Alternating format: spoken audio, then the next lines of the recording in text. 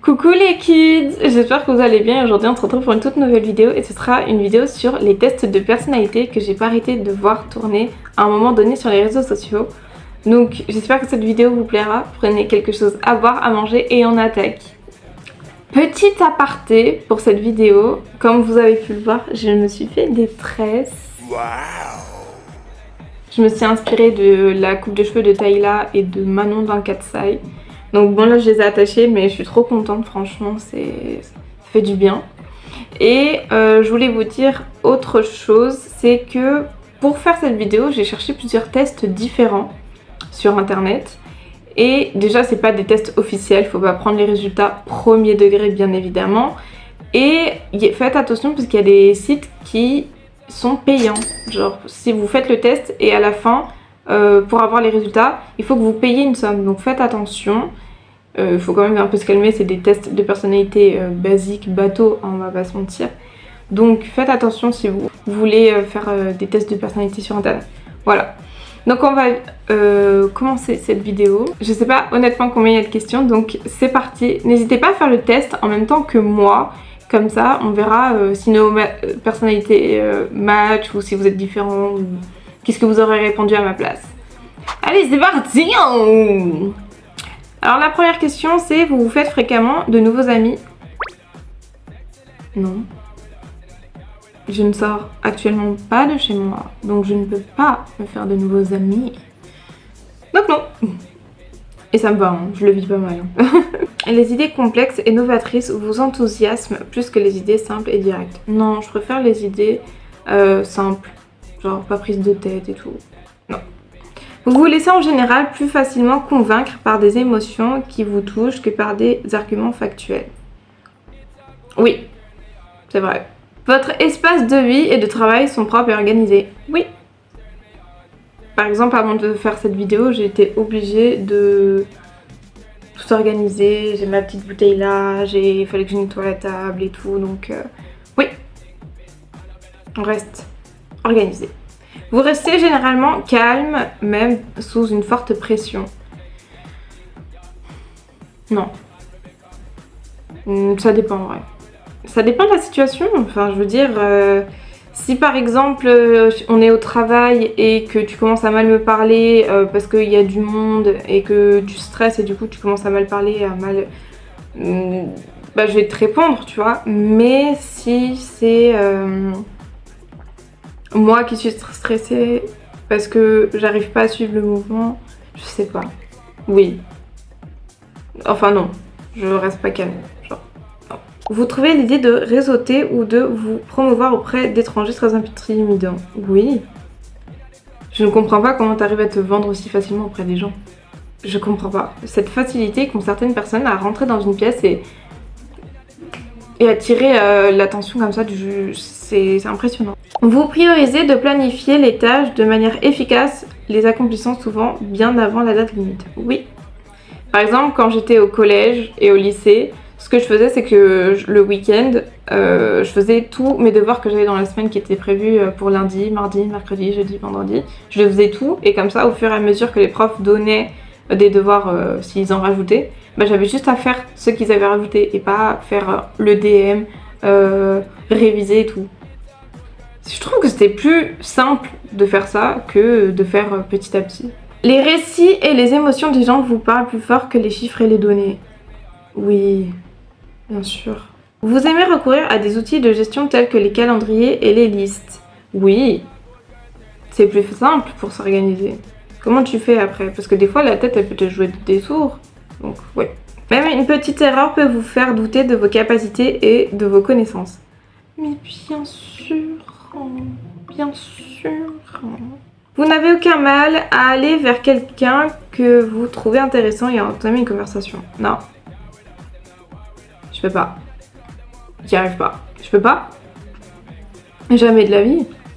Même si je trouve une personne hyper intéressante et que j'ai envie d'aller vers elle, je peux pas. J'y arrive pas. J'ai trop peur. Ça n'a pas de sens. Vous n'aimez pas particulièrement les discussions portant sur les différentes interprétations des œuvres créatives. Non. J'aime bien moi. Vous accordez la priorité aux faits plutôt qu'aux sentiments des gens lorsque vous déterminez une ligne de conduite. Vous accordez la priorité aux faits plutôt qu'aux sentiments des gens lorsque vous déterminez une ligne de conduite. Ouais, les faits sont les faits, hein. Qu'importe ce que tu as ressenti à ce moment-là, hein, si tu as trompé ton copain par exemple, que tu regrettes, que tu sois triste, que tu sois en colère, bah t'as quand même trompé ton copain. Donc les faits sont les faits, vous voyez. Donc oui. Vous laissez souvent la journée se dérouler sans aucun programme. Non. Non, ça me stresse. Qu'est-ce que je fais de la journée? Comment je fais? Non. Non. Vous vous souciez rarement de faire bonne impression auprès des gens que vous rencontrez. Non. J'aurais aimé. Mais non. Vous appréciez participer à des activités en équipe. Non. Non, je déteste ça. Surtout qu'en plus, quand tu travailles en équipe, il y en a toujours un qui fout moins que les autres. Genre, non. Non. Non. Vous aimez expérimenter des approches nouvelles et non testées. Oui, j'aime bien. C'est vrai. Vous privilégiez une attitude sensible plutôt qu'une honnêteté totale. Ça dépend des situations, hein. Donc, ça dépend. Je dirais oui. Vous êtes en quête permanente de nouvelles expériences et de nouveaux domaines de connaissances à explorer. Oui, c'est vrai. J'aime bien. Vous avez tendance à vous inquiéter que les choses aillent de mal en pis. Oui, toujours à appréhender ce qui pourrait se passer, comment les gens pourraient... C'est infernal. Vous appréciez davantage le passe-temps ou les activités solitaires qu'en groupe. Bien sûr. J'aime bien profiter du silence. Vous ne vous voyez pas exercer un métier d'écrivain ou de fiction. Bah si. Si j'avais vraiment les capacités, l'art et tout ce qui va avec, pourquoi pas en vrai. Ce serait sympa, hein, d'écrire, je sais pas, une fiction, un livre. Mais j'ai pas les capacités. Vous préconisez des décisions efficaces même si cela implique de faire abstraction de certains aspects émotionnels. Oui. On me l'a souvent reproché d'ailleurs ça. D'être trop... Genre qu'importe ce que les gens peuvent ressentir, je fonce quand même. Donc oui. Vous préférez vous acquitter de vos tâches avant de vous laisser aller à la détente. Oh bien sûr. Comment tu peux vraiment te détendre en sachant que tu as je ne sais combien de choses à faire? C'est impossible. J'y crois pas. C'est impossible. En cas de désaccord, vous privilégiez la défense de votre point de vue au détriment des sentiments d'autrui. Oui. Vous attendez généralement que les autres se présentent en premier lors des réunions sociales. Oh oui.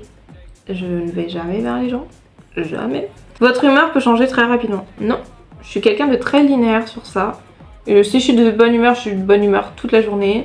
Si je suis de mauvaise humeur, je suis de mauvaise humeur toute la journée. Soit c'est tout, soit c'est rien. Vous vous laissez pas facilement influencer par des arguments émotionnels. Ça dépend en vrai. Des fois, tu vois l'émotion des gens, tu vois leur tristesse, tu vois leur colère et tu te dis... Vous vous retrouvez souvent à faire les choses à la dernière minute. Non, ça me stresse trop de faire les trucs à la dernière minute. Genre, par exemple, si on a un rendez-vous, on a une séance de cinéma à 14h30, faut qu'on y soit minimum 5 minutes ou 10 minutes en avance pour que je me sente bien. C'est insupportable. C'est insupportable. Vous aimez débattre de dilemmes éthiques. Ça dépend. Neutre. Dans le sens où je vais pas passer ma vie à te dire que j'ai raison ou que ma façon de penser est mieux. Et n'essaye pas en fait lors des débats de me dire que toi t'as raison. Le but c'est d'argumenter sur la façon de voir qu'a l'autre de voir les choses. Pas de dire non moi j'ai raison, toi tu as tort parce que t'es pas d'accord. Vous voyez ce que je veux dire? Donc voilà. Vous préférez généralement être entouré qu'être seul? Non. Trop de foule, j'aime pas. J'aime pas les gens. Vous lassez ou perdez tout intérêt lorsque la discussion devient très théorique. Bah en fait ça dépend. J'aime bien tout ce qui est théorique, les théories du complot et tout ça. Mais en fait des fois il y en a, ils connaissent tellement le sujet que tu te sens pas intégré à la conversation. T'es juste là en mode j'aimerais bien essayer de comprendre, mais tu parles avec deux personnes qui s'y connaissent tellement que toi t'es là en mode incluez-moi dans la conversation s'il vous plaît. Donc non, ça m'intéresse, mais des fois je me sens juste un peu exclue. En cas de conflit entre les faits et les sentiments, vous suivez généralement votre cœur. Oui. Parce que je pars du principe que le cœur a toujours raison. C'est insupportable. Vous avez du mal à maintenir un horaire de travail ou des études cohérents. Non. Non, ça va, je trouve. Non. Vous remettez rarement en question les choix que vous avez faits. Bah non. Il y a vraiment des personnes qui disent j'ai fait et puis tant pis. Non, je peux pas. J'arrive pas. Surtout si j'ai mal agi ou j'y repense encore. J'y repense encore. C'est insupportable. Comment on appelle ça? Des pensées intrusives, je crois. Genre, tu passes un beau moment et d'un seul coup, dans ta tête, t'as un truc qui te dit oh putain, imagine lui il meurt. Alors que lui, il est en train de. Par exemple, t'es avec un ami, lui il est dans un parc d'attractions. Et là, tu vas dans l'attraction et t'es en mode imagine lui il meurt demain, genre, ça sera ma dernière journée avec. Psychopathe. Psychopathe. Vos amis vous décriraient comme étant enjoués et extravertis. Ah non. Très insociable, très sauvage. C'est ce qui me revient le plus. Je sais pas si c'est gentil ou méchant quand ils le disent, mais la plupart du temps c'est ce qu'ils disent sur moi, que je suis très sauvage. Vous êtes attiré par diverses formes d'expression créative comme l'écriture. Oui, bien sûr, c'est un art hein, d'écrire. Et dessiner, et chanter. Enfin bref. Vous fondez généralement vos choix sur des faits objectifs plutôt que sur des impressions émotionnelles. Oui. Vous aimez dresser une liste des choses à faire au quotidien. Oui. Sinon je me perds. Sinon je pars trop dans les tours. Faut que je reste concentrée, sinon je suis partout, là, comme ça, je suis partout. Vous manquez rarement de confiance en vous. Bah, vous savez, hein, je pense. Hein. Vous savez la réponse. Hein. Vous évitez de passer des appels téléphoniques. Bien sûr que oui. Je n'aime pas les téléphones. J'aime bien ne pas être au téléphone. J'aime pas les conversations de rester 1h30 au téléphone avec quelqu'un, je peux pas. J'aime pas. J'aime pas, surtout qu'à un moment donné, ça fait tellement longtemps que vous êtes au téléphone, vous savez même plus comment raccrocher, vous êtes là en mode oui, ah, il fait beau aujourd'hui. Oui, t'as pas eu trop froid toi? Non, c'est insupportable. Vous aimez découvrir des idées et des points de vue qui ne vous sont pas familiers. Oui, j'aime bien. Savoir oui. Des fois, il faut juste dire oui. Il vous est facile de nouer des liens avec des personnes que vous venez de rencontrer. Non. J'arrive pas. Je ne sais pas faire la conversation. Je ne sais pas. J'y arrive pas. À un moment donné, c'est même gênant. C'est horrible à voir. Non, j'arrive pas. Si vos projets sont interrompus, votre priorité absolue est de reprendre le cours de vos activités le plus rapidement possible. Oui. Oui, oui. Je peux pas être à deux endroits en même temps. Je peux pas être sur quelque chose, on m'appelle pour faire autre chose et laisser le truc en plan. Non, j'y arrive pas. Il faut que je le finisse, sinon, pareil, je me sens débordée. Vous êtes encore préoccupé par des erreurs que vous avez commises il y a longtemps. Oui. Et des fois, c'est des trucs bateaux. Hein. C'est juste, à ce moment-là, j'étais pas de bonne humeur alors que j'aurais dû être de bonne humeur. Alors que j'avais des raisons de pas être de bonne humeur, mais je me dis, du coup, ça a impacté la journée. C'est des trucs, des fois, débiles. Vous n'êtes pas très intéressé par les théories sur quoi que ce soit, le monde pourrait ressembler à l'avenir. Ah non, j'aime bien, moi, les théories. Ça me fait rire. Vos émotions vous contrôlent plus que vous ne les contrôlez. Oh oui. Et d'ailleurs, c'est un truc qu'il faut que je bosse pour 2026, c'est apprendre à maîtriser mes émotions. Lorsque vous prenez des décisions, vous vous souciez davantage de ce que peuvent ressentir les personnes concernées plutôt que de ce qui est plus logique ou plus efficace. Ça dépend en vrai. Des fois, je suis en mode non, c'est ça qu'il faut que je fasse. Et il y a des fois, il y a des décisions qui impactent ces relations, vous voyez. Donc ça dépend. Mais plutôt oui. Votre style de travail personnel s'apparente davantage à des explosions d'énergie spontanée qu'à des efforts organisés et cohérents. Oui et non.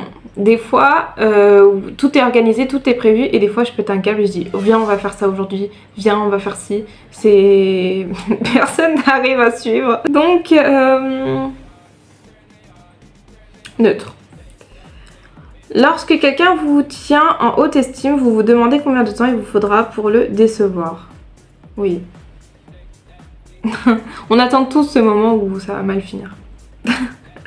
Vous aimeriez un travail qui vous demande de travailler seul la plupart du temps. Oui. C'est ce que j'essaye de faire. Donc oui. Ah ouais. Travailler seul, c'est incroyable. Vous estimez que la réflexion sur des questions philosophiques abstraites est une perte de temps. Non. Des fois, c'est bien de se poser des questions philosophiques.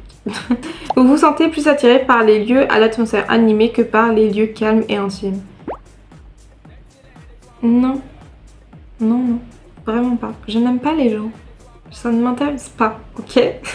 Si une décision vous semble juste, vous agissez souvent sans nécessiter davantage de preuves. Oui.